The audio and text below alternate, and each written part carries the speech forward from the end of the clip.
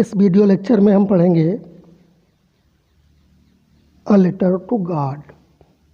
एक किसान के द्वारा जो कम पढ़ा लिखा था उसने भगवान को एक पत्र लिखा है और जिसका वर्णन लेखक ने इसमें किया है। उसका भगवान में इतना अधिक विश्वास था, उस विश्वास को यहाँ पे व्यक्त किया गया है कि ईश्वर में कितना भरोसा रखता है वो किसान। तो चलिए देखते हैं लेसन। शुरुआत करते हैं। लिखा हुआ है, the house the only one in the entire valley set on the crest of a low hill. The house mean घर, द ओनली वन केवल एक, इन द इंटायर वैली उस संपूर्ण घाटी में, सेट ऑन द क्रेस्ट चोटी पर स्थित था, ऑफ अ लो हिल माने एक निचली पहाड़ी के। पूरा अर्थ हो जाता है कि एक निचली पहाड़ी की चोटी पर उस संपूर्ण घाटी में एक अकेला घर स्थित था, एक ही घर बना हुआ था। From this height one could see the river and the field of ripe corn.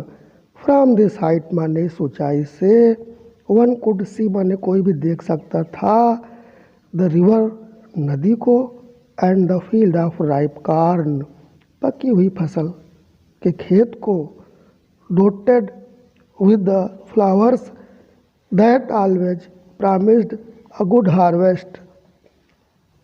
डोटेड means होता है युक्त थी, विद द फ्लावर्स माने फूलों से, दैट ऑलवेज प्रॉमिस्ड जो हमेशा वादा सा किया करती थी, अ गुड हार्वेस्ट एक अच्छी फसल होने का। अर्थात उसको देख के ये लगता था कि इसमें एक अच्छी सी फसल होगी। The only thing the earth needed was a downpour और एट लीस्ट अ शॉवर। केवल एक ही वस्तु की आवश्यकता थी और वो थी या तो एक मूसलाधार बारिश हो जाए या कम से कम मूसलाधार न हो तो एक बौछार ही हो जाए। ये पृथ्वी को आवश्यकता थी। उस समय वर्षा की ज़रूरत थी। थ्रू आउट द मॉर्निंग लैंचो ने सुबह से, who knew his fields intimately जो अपने खेतों को बहुत ही नज़दीकी से जानता था, had done nothing else but see the sky towards the north east. सुबह से लैंचो ने उत्तर पूरब की ओर आसमान को देखने के अलावा कुछ भी नहीं किया था। सुबह से ही वो उत्तर पूरब की ओर आकाश को देखे जा रहा था और अपनी औरत से कहता है, now we are really going to get some water. Women यानी अपनी महिला के लिए उसको लगाया गया संबोधन। क्या कहता है कि अब हमें वास्तव में कुछ जल प्राप्त होने वाला है, अर्थात बारिश होने वाली है। अपनी औरत को वो बताता है। ठीक है, तो आगे देखते हैं। लिखा है, the women who was preparing super replied. महिला जो खाना बना रही थी उत्तर देती है, यस गॉड विलिंग, हाँ भगवान की इच्छा हुई तो। The older boys we are working in the field.